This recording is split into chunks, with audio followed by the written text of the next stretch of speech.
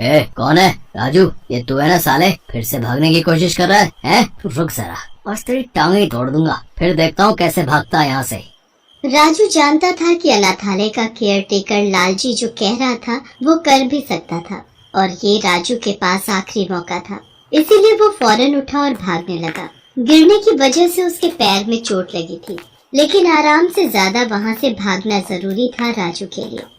ए राजू, रुक जा, नहीं तो मुझसे बुरा कोई नहीं होगा।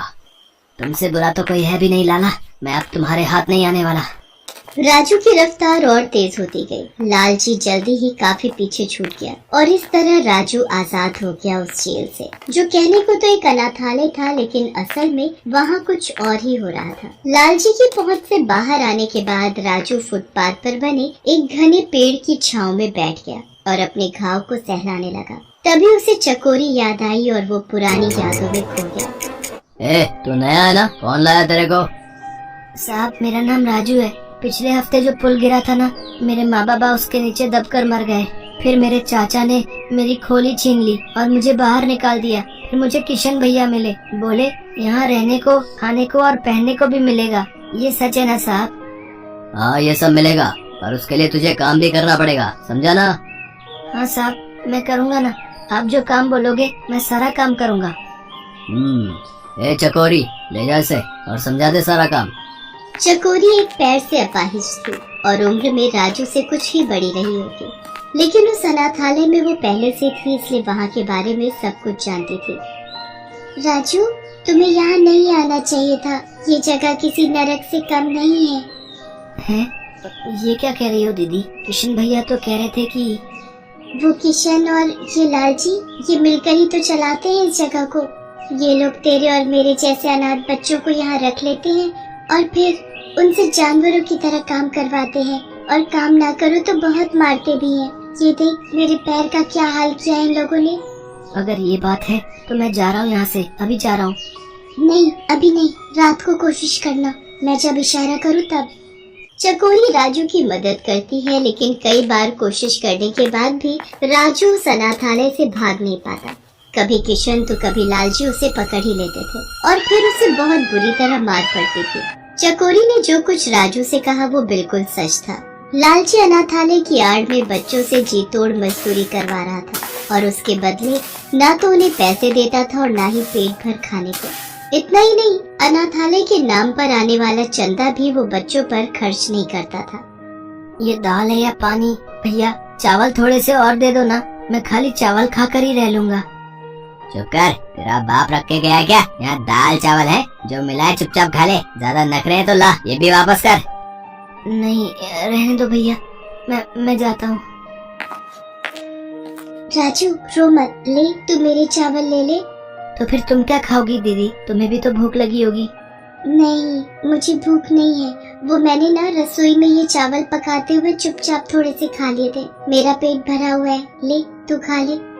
राजू जानता था कि चकोरी झूठ बोल रही है, लेकिन फिर भी उसने चकोरी का दिल रखने के लिए उसकी प्लेट से थोड़े से चावल ले लिए। राजू और चकोरी दोनों ही अनाथ थे, लेकिन यहाँ वो दोनों एक दूसरे का सहारा बन गए थे और भाई बहन भी। राजू, अच्छा मौका है, लालजी सो रहा है, जा अभी भाग जा। दीदी तुम भी चलो ना। नहीं राजू, मैं इतनी ऊंची दीवार नहीं फांद पाऊंगी। तू जा और सीधे पुलिस के पास जाना, फिर तू मुझे यहाँ से ले जाना मेरे भाई। तब तक मैं तेरा इंतजार करूंगी। अचानक एक गाड़ी के हॉर्न से राजू अपने ख्यालों से बाहर आ गया। दीदी मैं आ रहा हूँ तुम्हें लेने। सुबह हो चुकी थी। राजू सीधा पुलिस स्टेशन गया और वहाँ जाकर उसने लालजी के बारे में सब कुछ बता दिया। पुलिस इंस्पेक्टर अभिजीत ने फौरन एक्शन लिया और अपनी टीम के साथ उन्होंने बिना देर किए लालजी के अनाथालय पर छापा मार दिया। राजू भी उनके साथ ही था। सारे बच्चे एक एक करके अनाथालय से बाहर आ गए, लेकिन चकोरी वो उन बच्चों में थी ही नहीं। दीदी छोटू रुक, चकोरी दीदी कहाँ है? भैया, कल जब आप यहाँ से भाग गए तो लालजी बहुत गुस्सा हो गया। उसे पता चल गया था कि चकोरी दीदी ने ही आपको भागने में मदद की थी, इसलिए उसने क्या किया उसने छोटू? भैया, उसने चकोरी दीदी को बहुत मारा, इतना मारा कि चकोरी दीदी बेहोश हो गई। वो वहाँ रसोई में है। वो राजू बदहवास सा रसोई में पहुंचा, जहां खून से लथपथ चकोरी बेहोश पड़ी थी। दीदी दीदी उठो दीदी, मैं आ गया, तुम्हें लेने आ गया दीदी, चलो मेरे साथ, उठो ना दीदी। राजू, अब चकोरी कभी नहीं उठेगी, ये हमेशा के लिए भगवान के पास जा चुकी है बेटा।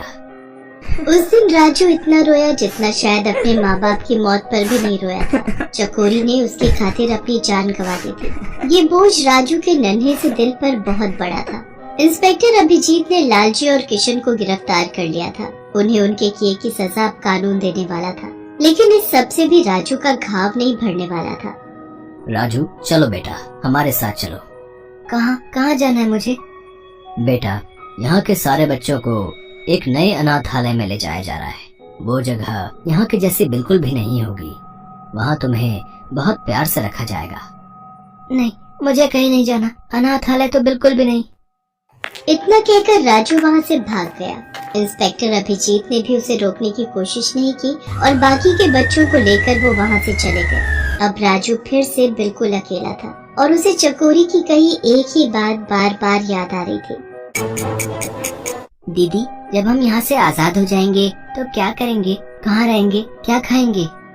जो भी करेंगे यहाँ से बेहतर जिंदगी ही जिएंगे राजू। हम खूब मेहनत करेंगे और खूब सारे पैसे कमाएंगे और फिर जो चाहे वो कर सकेंगे।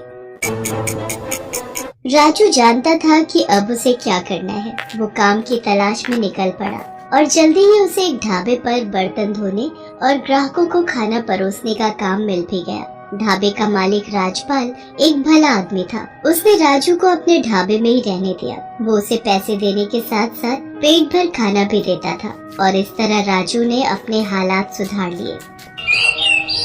अरे राजू बेटा, एक काम तो कर दे। वो जो सामने बड़ी सी बिल्डिंग है ना, अरे वही जिसके बाहर वो बड़ा सा कूड़ेदान रखा है। हाँ साहब, मैं समझ गया। काम क्या है, आप ये बताइए। हाँ, वहाँ जाएगा तो बिल्डिंग के बाहर एक सिक्योरिटी गार्ड मिलेगा तुझे। अरे वही अपना सूरज जो हर रोज ढाबे में आकर खाना खाता है, वो आज ढाबे पर नहीं आ पाएगा, तो तू उसे वहीं जाकर खाना दिया, ठीक है? ठीक है साहब, अभी जाता हूँ। राजू अपने साथ खाना लेकर उस बिल्डिंग की तरफ चल देता है। वो सिक्योरिटी गार्ड को खाना देने के बाद वापस ढाबे की तरफ चल पड़ता है। तभी अचानक, अरे ये कौन रो रहा है? ये आवाज तो शायद उस कूड़े में से आ रही है। राजू सही था। उस बड़े से कूड़ेदान से एक बच्चे के रोने की आवाज आ रही थी। आवाज बहुत ही धीमी थी, इसलिए आते जाते लोगों का ध्यान उस पर नहीं गया। लेकिन राजू ने जैसे ही उस आवाज को सुना तो वो बिना देर किए उस आवाज की तरफ गया और फटाफट कूड़ेदान से कूड़ा बाहर निकालने लगा। अरे ये तो वहाँ कूड़े के ढेर के बीच एक नवजात बच्ची थी, जिसकी सांसें और आवाज किसी भी वक्त बंद होने वाली थी। राजू उस बच्ची को लेकर फौरन ढाबे के मालिक राजपाल के पास गया और उसे सब कुछ बताया। राजू चल बेटा, इसे फौरन अस्पताल लेकर जाना होगा। सही वक्त पर अस्पताल पहुंचने से उस बच्ची की जान बच गई। राजपाल ने अस्पताल की फीस भरी और फिर उस बच्ची के बारे में पुलिस को इत्तला कर दी। साहब, वो पुलिस वाले अंकल ने क्या कहा?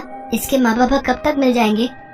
सच कहूँ राजू, तो पुलिस के भरोसे बैठे रहना बेकार ही है। तू ही सोच, जिन जालिमों ने इस मासूम को कूड़े के ढेर में फेंक दिया, भला वो लोग अब क्यों अपनाएंगे इसे? मेरे भी पहले से 2 बच्चे हैं, तो मैं भी इसके लिए कुछ कर पाने की स्थिति में नहीं हूँ। फिलहाल मुझे लगता है इसे किसी अनाथ आश्रम को सौंप देना ही बेहतर रहेगा। राजपाल के मुंह से अनाथ आश्रम का नाम सुनते ही राजू सिहर उठा। उसे बीती सारी बातें याद आने लगी। वो काफी देर तक उस बच्ची को गोद में लिए उसे देखता रहा। तभी राजपाल ने राजू से कहा, राजू क्या कर रहा है? चलना, यहाँ पास में ही एक अनाथ आश्रम है, चल वहीं पर चलते हैं। नहीं साहब, मैं इसे किसी को नहीं दूंगा। मेरा इस दुनिया में कोई नहीं है और इसका भी कोई नहीं है, तो इस हिसाब से हम दोनों भाई बहन हुए ना। सोच ले राजू, ये एक बड़ी जिम्मेदारी है। सोच लिया साहब, आज से मैं इसका बड़ा भाई और ये मेरी छोटी बहन चकोरी। ये कहते हुए राजू के चेहरे पर एक अजीब सा सुकून था। वो मेहनती तो पहले से ही था, लेकिन उस दिन से जिम्मेदार भी हो गया। अब ना तो वो अकेला था और ना ही परेशान। उस छोटी सी चकोरी के रूप में उसे जीने का मकसद जो